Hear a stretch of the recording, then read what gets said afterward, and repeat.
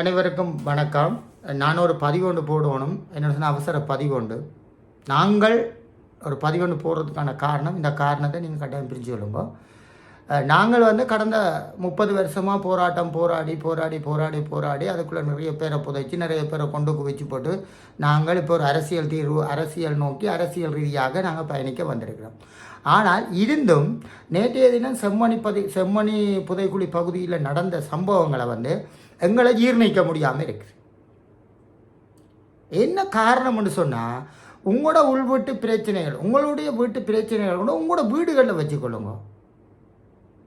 அப்போ இதை ஏன் நான் சொல்ல வரேன்னு சொன்னால், நேற்றைய தினம் அங்கேருந்து நாங்கள் அந்த நிகழ்ச்சிகளை ஒழுங்குபடுத்தி செய்கிறதுக்கு இவ்வளோ கஷ்டப்பட்டு எவ்வளோ மக்கள் மத்தியில் மக்களை திரட்டி கொண்டு இருக்க ஒரு சில புல்லுருவிகள் என்ன செய்து விட்டீர்கள் நேற்று?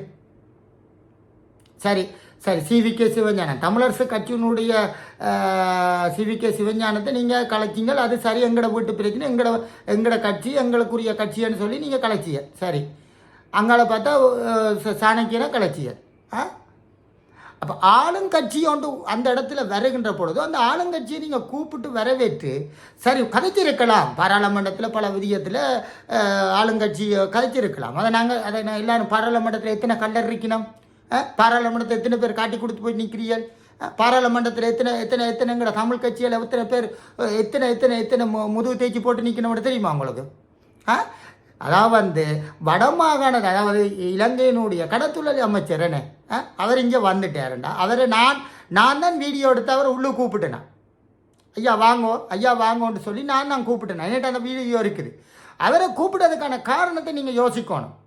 நாங்களும் 20 வருஷம் போராடி இருக்கிறோம், விழுப்பு நடஞ்சிருக்கிறோம். ஒரு கீழ்த்தனமான வேலையெல்லாம் நேற்று நீங்கள் எல்லாம் செய்திருக்கிறீர்கள். சரியா, நாங்கள் உங்களை சொல்கிறோம், நீங்கள் செய்ய வேணாம் தம்பி, அதை செய்ய வேணாம் தம்பி நிப்பாட்டுங்கன்னு சொல்ல யாராவது கேட்டனீங்களா? நாங்கள் சீலியை கொண்டே வேலியில் போட்டிருக்கோம், முள்ளில் மாட்டுப்பட்டிருக்கு, மெல்ல தான் அடுக்கணும்.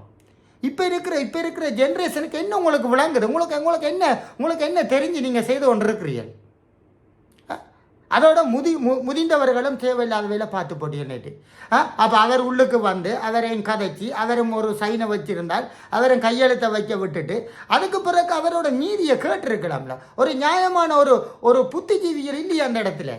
நேற்று ஆர்ப்பாட்டம் செய்த யார் அந்த புத்திஜீவியல்? அதை செய்ததுக்கு நீங்கள் சரி என்ன கருத்தை கொண்டுச்சு செய்த நீங்கள்? சரி, நேற்று நான் கேட்குறேன், சரி நீங்கள் சந்திரசேகரை வெளியேற்றினீங்கள், அவரை வெளியேற்றினோம், மிக தவறு.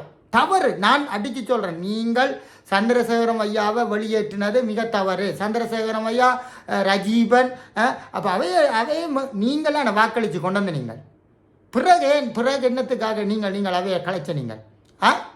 ஒரு சில பேர் இதில் நான் படிய சொல்கிறேன், ஒரு சில பேர் தான் நீங்கள் இந்த தேவையில்லாத வேலையில் செய்திருக்கிறீர்கள். அப்போ அவரை கொண்டு வச்சு நாங்களும் கையெழுத்து வச்சு அவரும் சரி இதுக்குள்ளே பிரச்சனை இருக்குது, அவர் பார்லிமெண்ட்டில் பூதாகரம் அங்கே ஒன்று பூதாகரம் இருக்கட்டும், இன்னும் கதைக்கட்டும். நீங்கள் குழப்பம் விளைவிக்கிறேன்னு சொன்னால் நீங்கள் எந்த ஆர்ப்பாட்டமும் செய்யக்கூடாது. நீங்கள் ஆர்ப்பாட்டம் செய்வீங்களான்னு அந்த ஆர்ப்பாட்டங்களுக்கு நாங்கள் மக்களை போக வேணான்னு அறிக்கை விடுவோம். ஐநா சபை சரி, நேற்று நீங்கள் சரி அந்த இடத்துக்கு நீங்கள் ஐநா செயலாளர் வராமல் போயிருந்தால் என்ன காய்ச்சிருப்பினு தெரியுமா? என்ன காய்ச்சிருப்பினு சொல்லுங்க, கொஞ்சம் மண்டையை பற்றி யோசிங்க ஆகும். என்ன காய்ச்சிருப்பினோம்? இவே அங்கே இனவாதம் செய்தபடியா, அமைச்சரை அடித்தபடியா, அமைச்சரில் கை வச்சபடியா, அமைச்சரை கலைச்சபடியா ஐநா செயலாளர் வராமல் திருப்பி கொண்டு போயாச்சு. திருப்பத்தான் வலிக்கிட்டவன் நேற்று திரும்பி இருக்கும். தயவு செய்து உங்களை கையெடுத்து கும்பிட்டு கேட்குறோம் ஐயா, போராடின எங்களுக்கு தானே இதன் வலிவேதனை தெரியும். தலைவர் சொன்ன மாதிரி போராட்டி கொண்டு இருக்கல, இந்த போராட்டம் நடந்து கொண்டு இருக்கல, இந்த போராட்டம் முழுமையாக நடந்து கொண்டு இருக்கல, இங்கே கொஞ்சம் பேர் போராட்டத்துக்கு ஒன்றுமே பங்களிக்க செய்யாமல் ஒதுங்கி இருந்து கொண்டு போராட்டத்தை நாசம் அடித்தவர் இப்போ திருப்பி வந்துட்டு நான் இதுக்குள்ளே நாசம் அடிக்கிறதுக்கு. இந்த வெளிப்படையாக சொல்கிறேன், நான் அரசியலாக இருந்திருக்கேன், ஆயுதம் தூக்கி போராடி இருக்கிறேன், யுத்தம் செய்திருக்கிறேன்.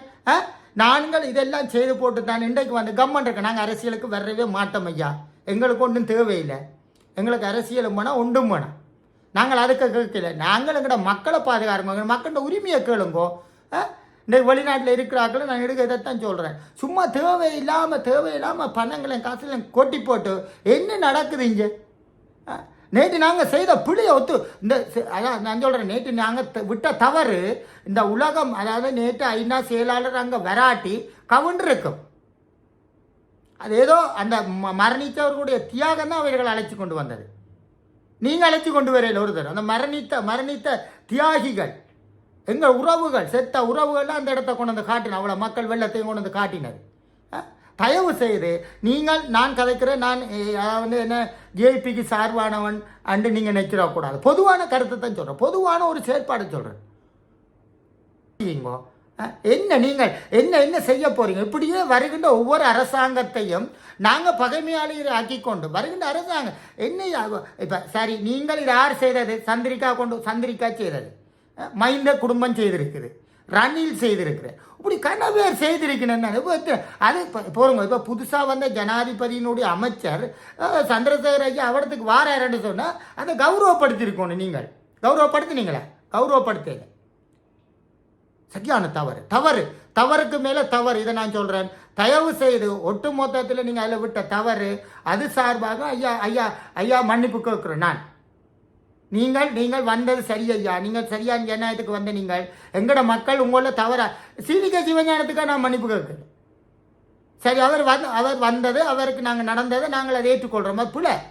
அது பிள்ளைய 100% பிள்ளை. ஏனண்டா கொடுக்குறவன்ட்ட தானே ஐயா கையை நீட்டணும்.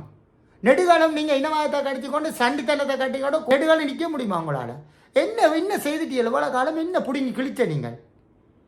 என்ன பிடுங்கி கிழிச்ச நீங்கள்? நான் கேட்கறதுக்கு பதில சொல்லுங்கள். நீங்கள் என்னத்தை பிடுங்கி? நீங்கள் அரசியல்வாதிகள் என்னத்தை பிடுங்கி? நீங்கள் நேற்று ஆக்களை வச்சு குழப்பி அடித்து விட்டியால், குழப்பி அடித்து உங்களெல்லாம் போனது என்ன காரி துப்பினவங்களே. இனி இதுக்கு நடக்க போகிற சம்பவத்துக்கு நீங்கள் என்ன முடிவு எடுக்க போறீங்க? இதில் எத்தனை பேர் ஈடுபட்ட நீங்கள் அவ்வளோ பேருக்கு உங்களுக்கு வரப்போகிற பிரச்சனைக்கு யார்? நீங்கள் பக்கத்தில் போய் அரசியல்வாதி போய் பிடிங்கி அவனை எடுத்துக்கொண்டுறீங்களா? கொண்டு போய் உள்ளுக்கு போட்டாங்கன்னா கிடக்க வேண்டியான் காலங்காலமாக. இதைத்தான் தயவு செய்து சொல்கிறேன். இந்த நாட்டில் யாருமே போராட்டம் செய்யுங்கோ, நாங்கள் வேணான்னு சொல்லலை. நாங்கள் போராட்டம் செய்கிறதுக்கு பூர்ண ஒத்துழைப்பு தாரோம். உங்களோட சேர்ந்து நாங்கள் பயணிக்க தயாராக இருக்கிறோம். போராடின எங்களுக்கு தான் வேதனை தெரியும். திருப்பி நாங்கள் சொல்கிறோம், இந்த போராட்டம் செய்கிற சொன்னால் ஒழுங்குமுறையாக, நியாயமாக, நேர்மையாக ஒரு ஒரு ஒரு அதுக்கான ஒரு புத்திஜீவியல் எல்லாம் சேர்ந்து சரிதானே அரசியல்வாதிகள் கிண்டி போட்டு நில்லுங்க. சின்ன இருக்கிற பொடியல் இல்லை பாவம். அவங்க இருக்கிற ரத்த கொதிப்புக்கு ஓடி வந்து பாஞ்சு அங்கே ஒருத்தன் பாரு ஆரை பிடிக்கிறது. நேற்று எத்தனை பேருக்கு நான் வேணான்னு சொன்னேன். நான் என்னட்ட இருக்கு அந்த பதிவு கேட்டீங்களா? ஒரு தரம் கேட்கல. தயவு செய்து நாங்கள் உங்கள்கிட்ட கஞ்சை எடுத்து கேட்குறோம். தமிழ் மக்கள் ஆகிய நீங்கள், அரசியல்வாதியை நீங்கள் போராடி விழிப்புணர்ந்த போராடி சார்வா நான் சொல்கிறேன். தயவு செய்து உங்களை கையெடுத்து கும்பிட்டு கேட்குறோம்.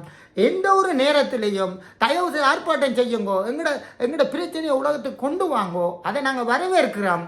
தயவு செய்து கீழ்த்தனமான வேலையை செய்யாதீங்க. இளைய சமுதாயத்திட்ட உங்கள்கிட்ட கேட்குறேன். தயவு செய்து தம்பியாக்கள், என்ற செல்லங்கள், குஞ்சிகள், உங்களுக்கு இவ்வளோ பெரிய தெரியாது ஐயா. உங்களுக்கு வேதனை தெரியாது. நீங்கள் ஜெயிலுக்குள்ளே போயிருந்து நீங்கள் வந்து உங்கள்கிட்ட சூடு வாங்கினா தான் உங்களுக்கு தெரியாது இந்த வேதனை. எங்களுக்கு தெரியுண்டா சாக்களே. தயவு செய்து உங்களை கேட்குறேன், கையெடுத்து கேட்குறோம். இளைய சமுதாயம், நீங்கள் கொஞ்சம் அடக்கி வாசிக்குங்கோ, கொஞ்சம் அன்பாக போங்க. அன்பாக போய் தமிழ் மக்களுக்கு நல்லதை வேண்டி கொடுங்க. இதில் நான் மற்ற ஆக்களை பற்றி கதைக்க விரும்பலை. இப்போ நீங்கள் யோசிங்க பாப்போம். இன்றைக்கு ஆளுங்கட்சி, நான் அதுக்காக ஜேபி பின்னுக்கு நிற்கிறேன்னு நீங்கள் நினைச்சிடாங்க. அவை புதுசாக வந்த அரசாங்கம், புதுசாக வந்த அமைச்சர்கள், அவைக்கும் அது தெரியணும். இன்றைக்கு சந்திரசேகர ஐயா வந்து சைன் வச்சிருந்தாருன்னு சொன்னால் எங்களுக்கு கிடைச்ச பெரிய வெற்றி, மிகப்பெரிய வெற்றி. தயவு செய்து அதில் வந்து நடந்து கொண்ட வீதம் பிழை என்றதை நான் சொல்கிறேன். போராளிகள் சார்பாக நான் சொல்கிறேன், முன்னாள் போராளிகள் சார்பாக நான் சொல்கிறேன். இது பிழை ஐயாட்டு. நாங்கள் முன்னாள் போராளிகள் சார்பில் மன்னிப்பு கேட்டுக்கொள்கிறோம். எங்களோட போராளிகள் யாரும் உங்களோட பக்கத்துக்கு வரையில ஐயா, சரிதானே?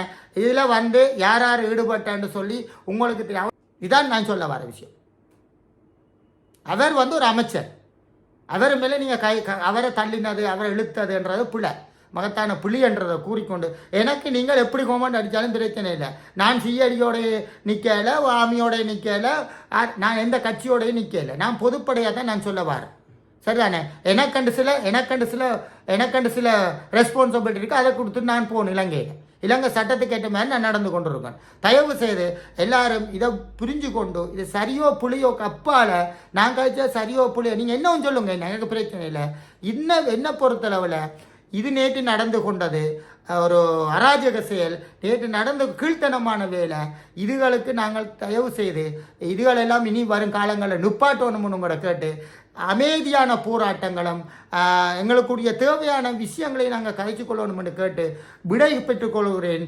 எங்களுடைய மக்களுடைய இலக்கு ஒன்றுதான். அந்த இலக்கு எதென்றதை நீங்கள் புரிஞ்சு கொண்டு நாங்கள் என்றைக்குமே என்றும் இலக்கை நோக்கி நாங்கள் செல்லணும் என்று சொன்னால் அமைதியான வழியில் நாங்கள் செல்வதற்கு தயாராகுங்கோ. நாங்கள் அதான் சொல்கிறேனே, உங்களை திருப்பி சொல்கிறேன். தலைவர் சொன்ன மாதிரி எங்களோட தலைமைப்பிடம் ஏற்கனவே சொல்லியிருக்கேன்னு ஒரு விஷயத்தை சொல்லியிருக்கிறேன். எல்லாம் விடுதலை புலிகள் பார்க்கும், எல்லாம் தலைமைப்பிடம் பார்க்கும் என்று சொல்லி தான் கடைசியாக நாங்கள் எல்லாம் விட்டுட்டு போய் இப்போ உங்களோட தந்துருக்கிறோம். நீங்கள் செய்து பாருங்கள் இதில் வார பிரச்சனையை. அப்போ இதை ஏற்றுக்கொள்ளக்கூடியவர் ஏற்றுக்கொள்ளுங்க, ஏற்றுக்கொள்ளாதவர்கள் விடுங்கோ என்று கேட்டு விடை பெற்றுக் கொள்கிறேன். நன்றி.